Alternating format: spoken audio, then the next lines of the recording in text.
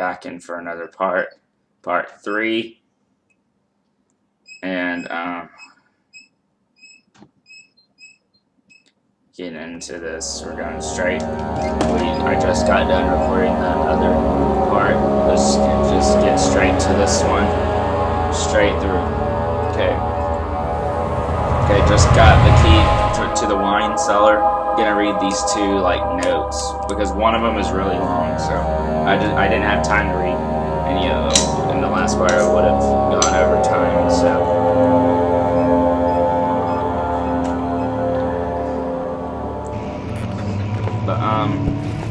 yeah, let me read this now.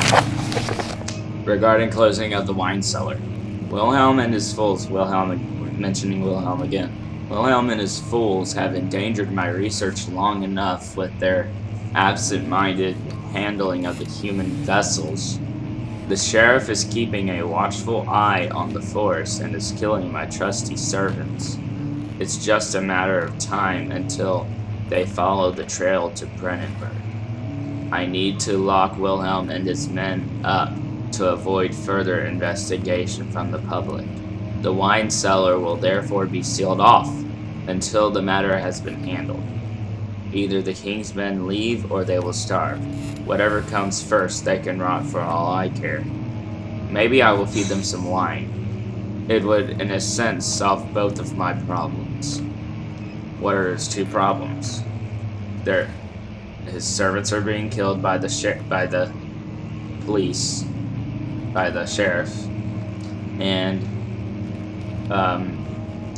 his servants are the one.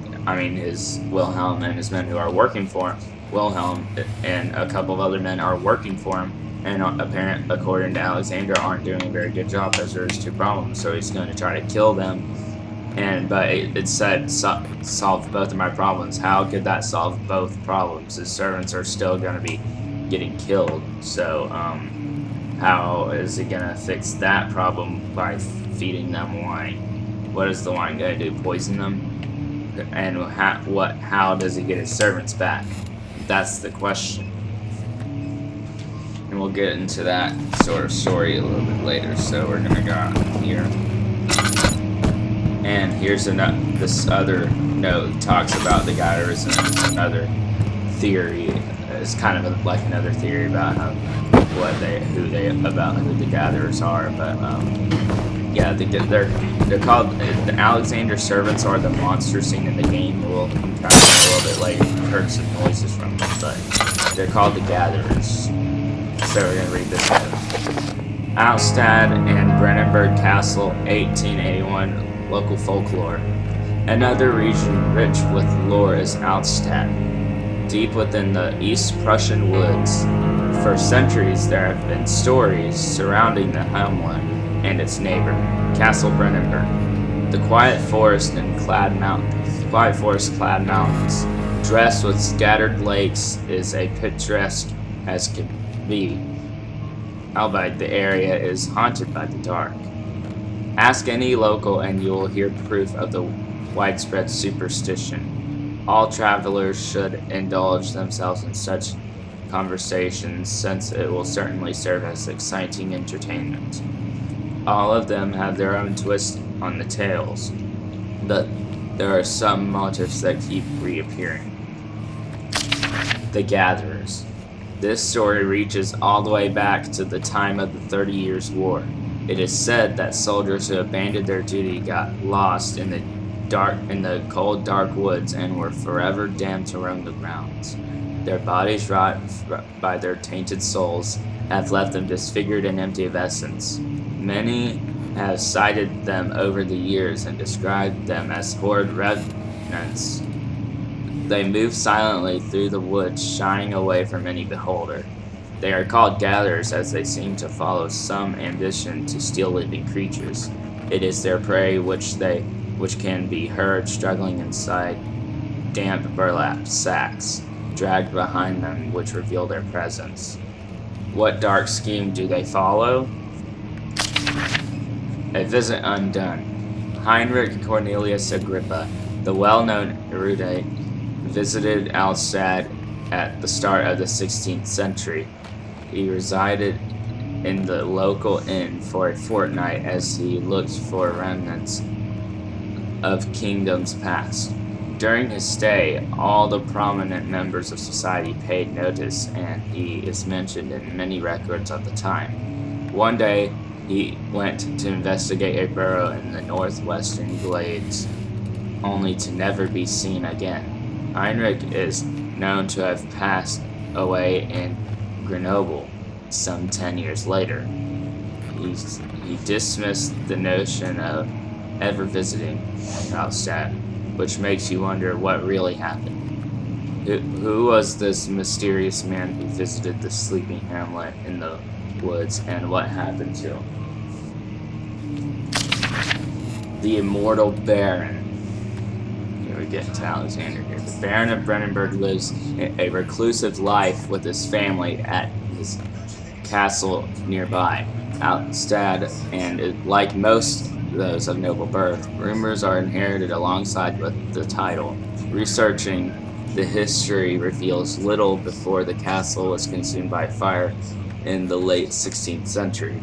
It was rebuilt by Alexander, a nobleman from the Rhinelands, claiming the role as protector of the Prussian state. Alexander helped the region to flourish and remained popular throughout his presumed lifetime. The family has always been secretive when it comes to lineage and heritage. Therefore, the birth and death of Alexander and his offspring has never been fully recorded. This has fed the idea that the Baron is in fact the one and the same who came from the West over 300 years ago, lived through the time of occupation, and joined the coveted Order of the Black Eagle along with the great leaders of this country. It's very interesting right there.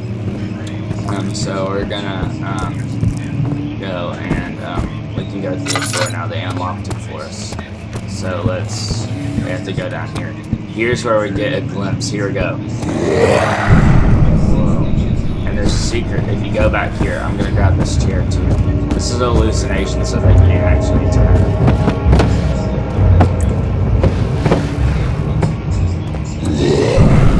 There he is. He disappeared. Did you see that? That was creepy. Okay, now I can't walk fast anymore. I can't run.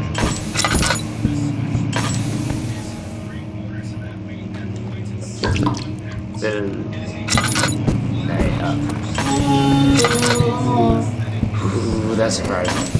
Quit with the noises, please.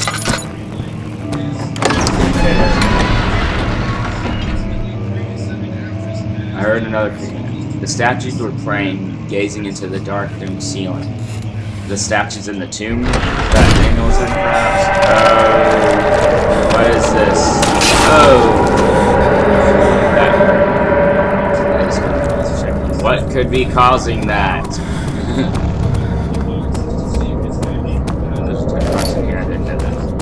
Yeah, the story is that there's some sort of shadow, the shadow that's haunting Daniel is creating this stuff, the same stuff that's blocking that.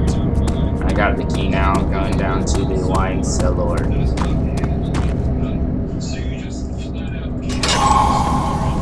Yeah, this place you tend to go insane. The desert dunes were like waves in a sluggish sea. While the caravan moved, the land appeared motionless, but in camp the hills moved.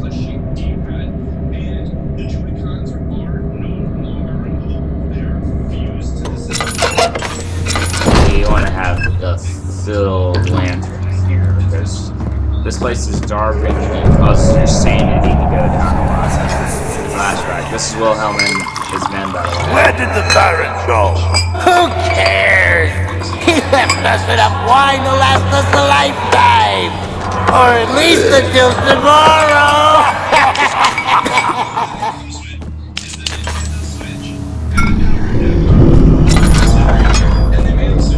Nothing too suspicious about that.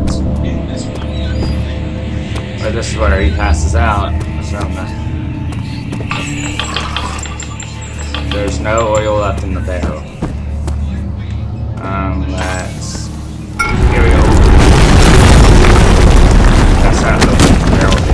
knocked us right in the face.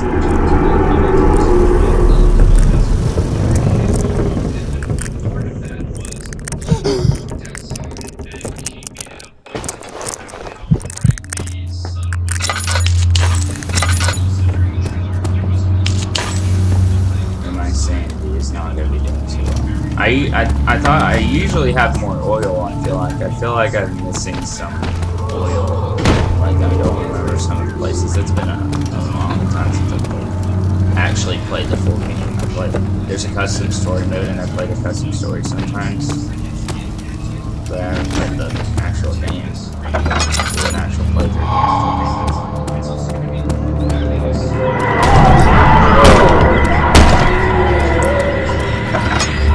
Ew, gross. Gross. Ew. I think the stuff on the ceiling is wine. The stuff on the floor is blood and guts. What's happening? Oh, feels like my chest is going to burst. Ew. My God, Wilhelm, do something! Except we're not getting out of here. How can you say that? Alexander, you piece of shit! Let us out of here! That barrel caused me to lose some health. I need oil. Why can't there be oil in here? Okay. I might just have time to do this. Okay. My name is Wilhelm, House of Garrick. These are my final words, my confession and testament. 2 years ago, I was summoned to the castle Brennenburg. As most of the aristocracy, I was curious about what the supposed Knight of the Order could want from me, and accepted the invitation. The Baron was friendly and offered me a proposition. It dawned on me that the nature of the contract was sordid, and that the reason I was chosen was because of the follies of my past and not the honors I've been rewarded with during my time as a soldier. I was to kidnap healthy humans upon his slightest whim, and to do so without asking questions. In return, he would attest to my character at the royal court, advancing my position within noble society. I would like to claim that I struggled with my decision, but it came swiftly and I accepted wholeheartedly. Ever since that day, I brought men, women, and children to the castle. Brennenburg, I can't remember the numbers, but there are many, perhaps even 100, none of whom were ever seen or heard from again. Tonight, the Baron invited me and my men down to the wine cellar to celebrate our work. I had my suspicions as we descended the stairs, but he insisted and joined us in a toast. The wine tasted fine, and my men drank without restraint. So begins the punishment for our sins. The Baron has locked us up and returned upstairs. Forgive me for what I have done. I was weak and fell into his diabolic ways. My men are screaming, their skin has been pierced by their own tangled bones. I feel my insides revolt against their God-given nature. Blood has begun to pour from my eyes, and I can no longer feel. Okay, that's over. Okay, I have to end this part now. No, I guess if there's stuff leaking from your eyes, then you can no longer see, I guess, but okay, I was really rushing through that. I'm about out of time. Okay, I'm gonna cut it here and go to the fourth part. I might post the fourth part tomorrow, but I gotta okay, thank you guys for watching part 3. I'm on to part 4 in a minute, so save and quit. These feel so short. It's because I need to have, I don't know what to do to make it to where you can make videos over 15 minutes long, but I'll see you guys in the next part. Bye.